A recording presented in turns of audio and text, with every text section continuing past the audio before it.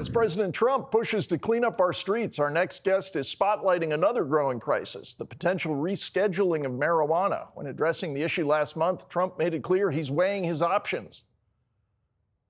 We're looking at reclassification, and we'll make a determination over the next few weeks. And that determination hopefully will be the right one. It's a very complicated subject, the subject of marijuana. I've heard great things having to do with medical, and I've had bad things having to do with just about everything else.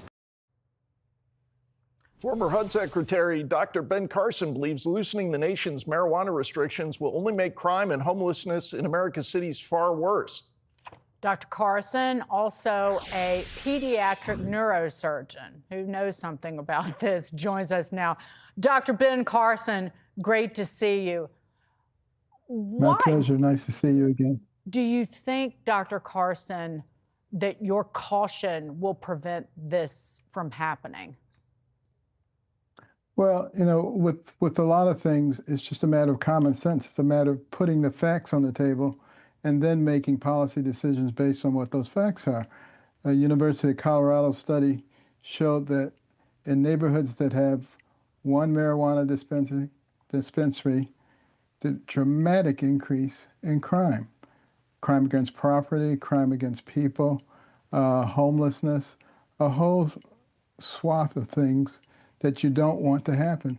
So it doesn't take a great deal of intellect to recognize that when you put these substances into communities and you make them easy to obtain, you get a much worse result. Also, people say, well, when I was young, I smoked marijuana. It didn't cause me to have a lot of problems. Recognize that the marijuana of the 60s and 70s was much less potent than the marijuana today. Indeed. Right now, the marijuana has THC content.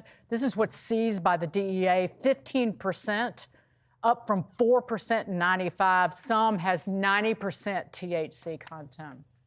Yeah, that's correct. This question of, is it really complicated? Obviously, your expertise is in medicine, but you've worked in the political world as well. And I guess this is maybe a political question, but it seems very bizarre the last 20 years or so as the medical case has gotten stronger and stronger against marijuana, particularly as it relates to adolescents and their mental health.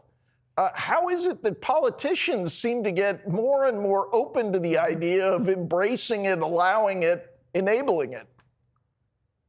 Well, I think what happens is politicians try to please too many areas, and they're looking at this group of constituents versus that group. They don't want to make anybody mad, so they try to walk the middle of the line. But this is not a middle of the line issue. We're talking life and death issues. We're talking dramatic change to quality of life issues for people. And they can find other ways to entertain themselves. Our enemies are taking advantage of this. It's much easier if you reschedule marijuana for some of these Chinese cartels to come in and do business here. And I don't want to sound too paranoid, but if I were trying to destroy this country, I would love to get a large proportion of the population just asking for their drugs and their check. Dr. Carson, we started this show talking about the murder of a Ukrainian refugee by a dangerously mentally ill man. And it is through study after study that one psychotic episode following cannabis use is associated with almost 50% chance of a young person developing schizophrenia. Final word. That we've seen that, and we've seen recurrent episodes of violence that no one can really explain other than the fact that these people are using this substance. Dr. Ben Carson, you're terrific. It's always fantastic to see you. Thank you so much.